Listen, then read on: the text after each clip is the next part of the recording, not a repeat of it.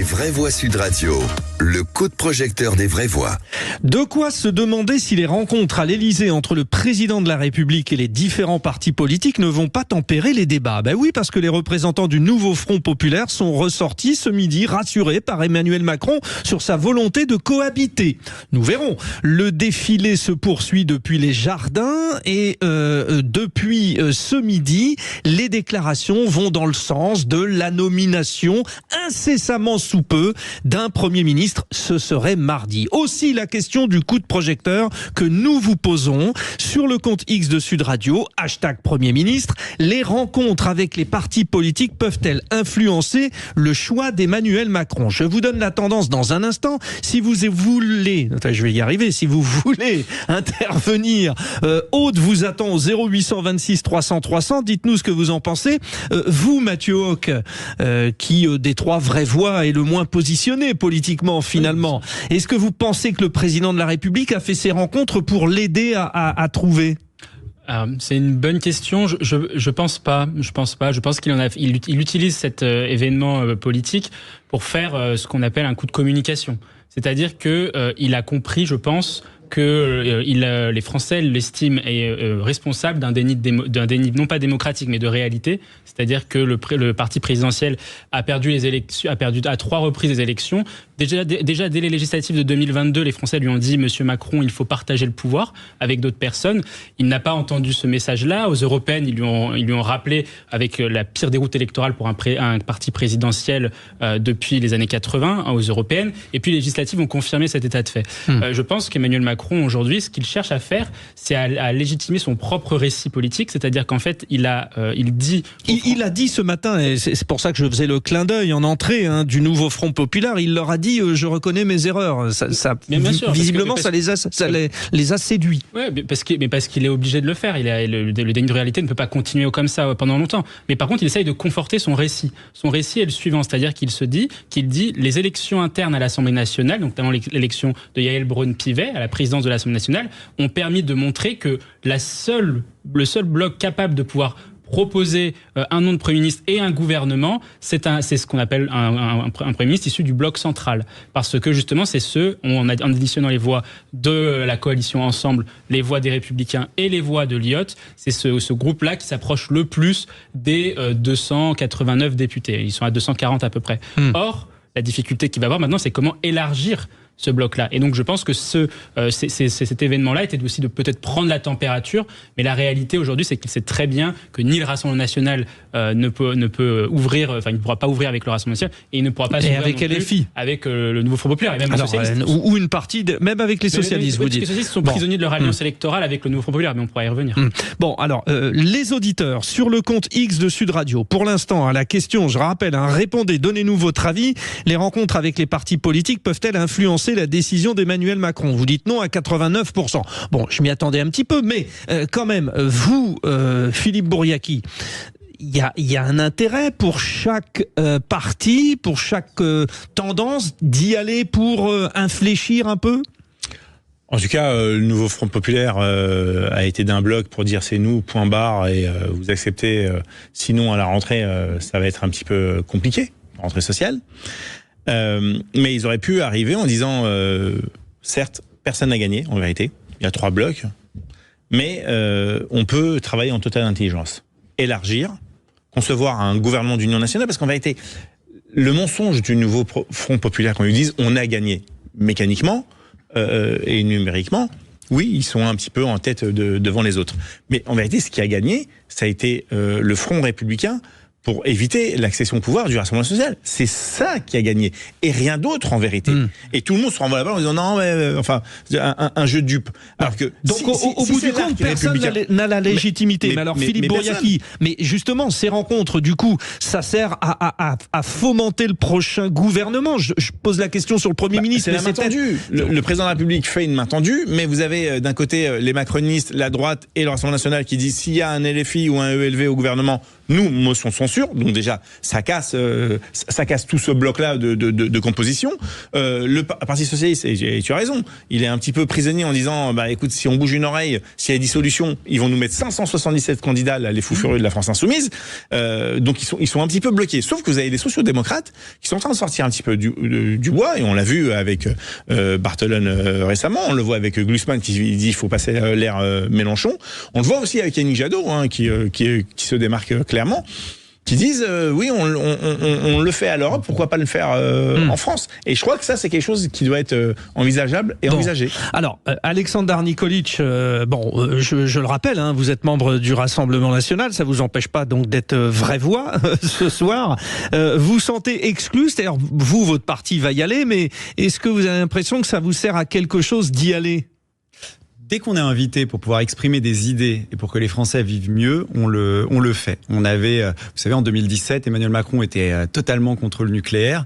Nous, on soutenait justement et on demandait un soutien sur la filière nucléaire parce qu'on savait l'impact que ça pouvait avoir sur le prix de l'électricité. Et on l'a constaté avec 70% d'augmentation en moins de 10 ans, par exemple. Mais sur dans beaucoup de domaines, il y a eu parfois des petits changements comme ça. Dès qu'on peut essayer d'influencer, on le fait. On va suggérer, je parlais tout à l'heure des référendums pour qu'enfin on consulte les Français. On va demander une dissolution dans 10 mois pour que on essaie de dégager en tout cas une majorité plus claire, parce que sur ces élections législatives, vous parliez d'un front républicain. Tout ça, ce sont des mots, parce que en quoi le Rassemblement national n'est pas républicain. Enfin, aujourd'hui, soyons sérieux. Enfin, je veux dire, c'est-à-dire vous traînez quand même un certain passé, Alexandar. C'est pour ça. Mais de quel passé vous parlez? Parce que honnêtement, celui qui est issu du Front National, c'est-à-dire du Front National, vous avez gardé le N et puis le Pen aussi. Ça fait quand même quelques filiations. Non, mais donc le Rassemblement national ou le Front national n'était pas républicain. Je sais pas. Moi, je trouve que nos idées qui prônent justement une identité. Le Front national. Vous avez fait le deuil du Front national ou pas? Non mais moi, ce qui m'intéresse, c'est parler d'idées. En fait, en quoi pouvez-vous me citer une idée qui n'est pas républicaine au sein de notre parti? Vous pouvez refouler les idées qui étaient tendances mais quelles idées? Quelles idées dans le programme? Les idées dans le programme qui ne l'étaient pas. Non, mais faut couper l'affiliation. Vous êtes prisonnier de ça. Non, mais on n'est pas prisonnier. C'est ça qui va vous bloquer encore longtemps. Mais attention, excusez-moi. Parce que moi, j'aime pas qu'on parle un petit peu de manière abstraite. Enfin, je suis désolé. Qu'est-ce qu'il y a dans notre Constitution? Toute souveraineté réside dans la nation, dans la Déclaration des droits de l'homme et du citoyen. J'ai pas de souci. Moi, si vous pouvez vous présenter, Alexandar, si vous pouvez vous présenter aux élections, pour moi, vous êtes un parti républicain, il n'y a pas de discussion, il n'y a pas de débat.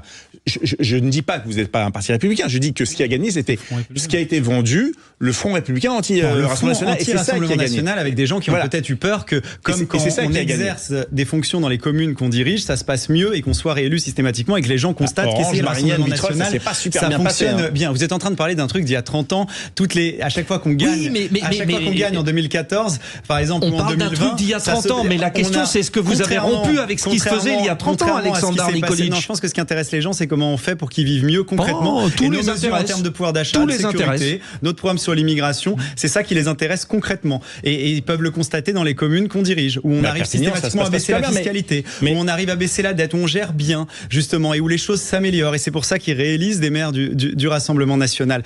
Moi, après, si vous me posez la question, qu'est-ce qui peut ressortir de ça? Mais c'est quoi les propositions? Lucie Castet, proposée par le nouveau Front populaire, on l'a vu à l'œuvre, elle est aux finances de Paris en tant que fonctionnaire depuis 2020. La dette est passée de 6 milliards à 9. Elle a augmenté la taxe foncière de 62%. C'est ce qu'elle a souhaité et ce que les élus ont ensuite validé à la mairie de Paris. Il faut lire son collectif Nos services publics. Et la question était qu'est-ce que vous attendez de ces rencontres avec Emmanuel Macron? Je vais vous répondre. Je n'entends aucune proposition sérieuse, concrète, avec quelqu'un qui peut peut-être apporter quelque chose donc est-ce que ça sert à quelque chose? Est-ce que ça sert à quelque chose? Cazeneuve qui incarnait le hollandisme, Monsieur Bertrand. Non, mais la question n'est pas. Mathieu Hoc. Quand on regarde les autres pays européens notamment, et quand on regarde comment ça se passe, la question n'est pas un non, c'est plutôt déjà quel programme. Ah bah oui. Et effectivement, il y a des partis qui proposent des choses. On ne peut pas dire que les Républicains n'ont pas proposé. Et en ce sens, les rencontres avec Emmanuel Macron servent à ça. Justement. Et est-ce que vous voteriez des textes à l'Assemblée nationale qui sont contre l'assistanat pour réguler les flux migratoires, etc. C'est des questions qui sont posées. C'est 2 points différents déjà. Oui, ils en ont écrit 13. J'ai lu les 13 points. Vous lisez les 13 heures, vous voyez si vous votez ou pas. Mais après, et ensuite après, c'est ça qui intéresse les gens. Exactement. Ça, je suis d'accord. Vous êtes engagés à ça. Ils sont engagés à voter les choses qui sont dans l'intérêt des Français. Le RN l'a fait en partie. Comme on l'a fait. Nous, on n'est pas sectaire. populaire. Oui, non, mais et ensuite, après, je terminerai dessus. Ensuite, c'est que se passera-t-il pour, notamment dans la tête d'Emmanuel Macron, par rapport à la question que vous posiez. Oui.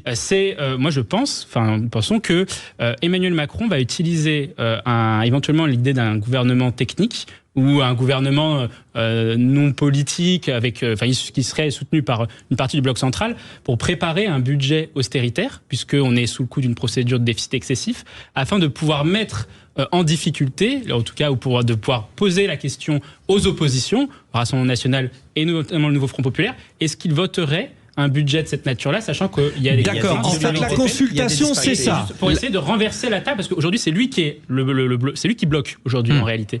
Mais dans les prochains mois, il pose la question, est-ce que ce ne sont pas les oppositions nationales qui bloquent ? Donc, alors, les trois vraies voix, quoi qu'il arrive, on est d'accord, ces rencontres servent, puisque ça permet l'échange et déjà la préparation de l'après. Simplement, vous dites, on est d'accord, ça ne sert à rien, c'est pas ça qui va influencer le choix du Premier ministre. C'est ce que vous dites, Alexandar Nikolic. Oui, et quand on parle d'idées, si je peux me permettre, parce que c'est ça qui va intéresser les gens. Moi, je suis surpris quand j'entends la Macronie qui est capable, qui dit qu'elle veut s'ouvrir même jusqu'à ELV. Enfin, ELV, qui a un programme aux antipodes. Là, on parlait d'énergie, mais quand on prend vraiment point par point, ça va à l'encontre totalement de ce que peut proposer aujourd'hui les macronistes. Et même sur comment ils défendent leurs idées. Quand vous voyez ce qui se passe à Sainte-Soline, les violences qu'il peut y avoir, par exemple, c'est un parti qui prône la désobéissance civile. C'est pas le parti, ce sont des groupes activistes. Non, mais par contre, ELV refuse leur dissolution. ELV refuse leur dissolution. Et moi, j'ai déjà fait des débats avec des membres de ELV qui m'ont dit qu'ils assumaient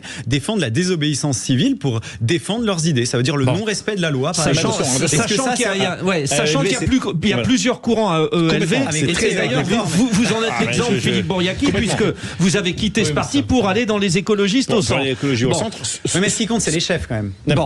Non, ce qui compte, c'est les adhérents. Non, mais effectivement, non, j'y arrive, s'il vous plaît. Moi, sur ELV, je pense que je maîtrise le sujet. Allez-y, mais effectivement, il y a des gens au sein de ELV qui sont hyper intéressants, qu'on appelle les jadodistes, qui sont très proches de Yannick Jadot, qui est plutôt un socio-démocrate écolo, environnementaliste. Et là, c'est Macron compatible, c'est gouvernement large compatible, par exemple. C'est intelligence compatible, plutôt que Macron PS, c'est compatible. PS, c'est compatible. Voilà, une certaine partie des LR, c'est compatible. Complètement, oui. Donc le schéma, c'est ça. Il doit trouver quelqu'un qui va rajouter un petit peu chacun. Monsieur, ils viennent de signer le programme du Nouveau Front populaire qui prône le droit d'asile climatique, la régulation carcérale, chez Europe Écologie Les Verts, et il y a une partie majoritaire chez Europe Écologie Les Verts. L'augmentation des dépenses publiques. J'arrive. Il y a une partie majoritaire chez Europe Écologie Les Verts. Allez, on termine. Il y a une partie majoritaire chez Europe Écologie Les Verts qu'on appelle plus communément la firme, avec les wokistes de Sandrine Rousseau, avec qui on ne peut rien faire et rien construire, et qui seront toujours affiliés. C'est un satellite aujourd'hui de la France Insoumise, c'est pour ça que je m'en suis sauvé. Mais il y a des gens qui sont très intéressants, et y compris au PS, des sociodémocrates. Donc moi j'ai un nom, celui de Karim Bouamram, le maire de Saint-Ouen. Le fameux maire de Saint-Ouen, un nom qui revient souvent, effectivement. Alors, les vraies voix Karim ne gêne pas le Rassemblement national, et on aura la démonstration s'il est nommé. Les vraies voix. Sachez que les auditeurs ont dit non à 90%. Ce ne sont pas ces rencontres qui vont permettre de faire évoluer le choix de Premier ministre par Emmanuel Macron. Effectivement, ce qui ressort de vos débats, c'est qu'il y a des gens qui peuvent être compatibles. Tout, c'est de le trouver. Ça s'appelle un puzzle, et il y a des gens qui arrivent avec les puzzles à 1000 pièces à faire ça assez rapidement.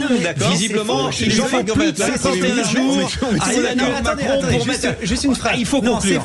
C'est faux, ils sont pas compatibles. Ils ont signé un programme qui va pour vous. Monsieur Attal, pour eux, ils sont compatibles. Châtelain, Alexandar, qui juge que ce que dit Gabriel Attal est raciste quand il dénonce le manque de laïcité à l'école, le danger pour la laïcité à l'école. Alexandar Nikolic. Directement, elle dirige le groupe écolo, par exemple.